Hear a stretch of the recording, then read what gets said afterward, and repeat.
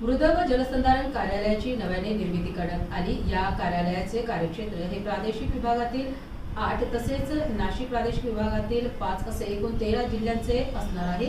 या कार्यालयाचे पहिले मुख्य अभियंता म्हणून हरिभाऊ गीते यांनी पदभार स्वीकारला आहे। गीते यांनी पदभार स्वीकारल्यानंतर अनेकांनी त्यांना आपल्या कार्याकरिता शुभेच्छा दिल्या आहेत।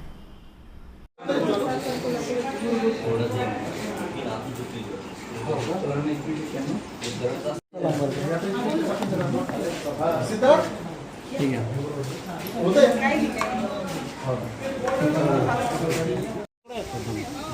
मला दुसरं कोणतं काम लागेल मला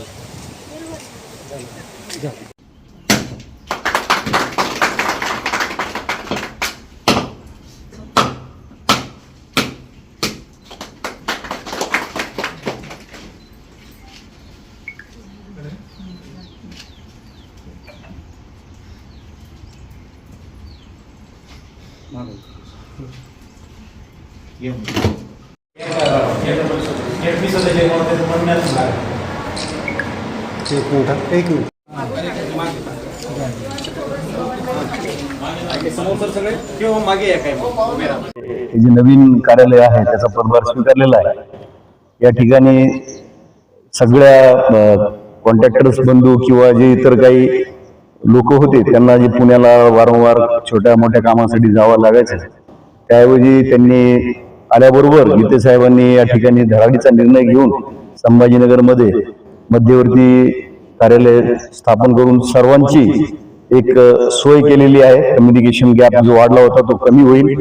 या माध्यमातून चांगले कामं या ठिकाणी जलसंधारणच्या माध्यमातून होतील आणि आम्ही सर्व गुत्तेदार बंधूंतर्फे आम्ही त्यांचं या ठिकाणी कार्यालय ओपन केलं त्याबाबत आभार व्यक्त करतो व वेळोवेळी त्यांना आम्ही सहकार्य करू आणि त्यांच्या माध्यमातून आपल्या मराठवाड्याचा आणि नाशिक विभागाचा विकास होईल अशी एक आशा अपेक्षा व्यक्त करू आणि परत एकदा त्यांना शुभेच्छा। जलसंधारण अधिकारी सर्कल ऑफिस छत्रपती संभाजीनगर। सर्वप्रथम मी हरिभाऊ गीते सरांना मुख्य अभियंता मृद व जलसंधारण विभाग या पदाचा कार्यभार स्वीकारल्याबाबत शुभेच्छा देतो। या आधी आपलं जे चीफ इंजिनियरचं ऑफिस होतं ते पुणे या ठिकाणी होतं व आता संभाजीनगर व नाशिक या 2 सर्कल करिता मुख्य अभियंता कार्यालय छत्रपती संभाजीनगर या ठिकाणी असल्याने ती आपल्याला प्रशासकीय व तांत्रिक सोयीच्या दृष्टीने आपल्यासाठी सोयीस्कर राहणार आहे। तर या ठिकाणी मी गीते सरांना परत एकदा शुभेच्छा देतो व तर याचा फायदा काय होणार आहे?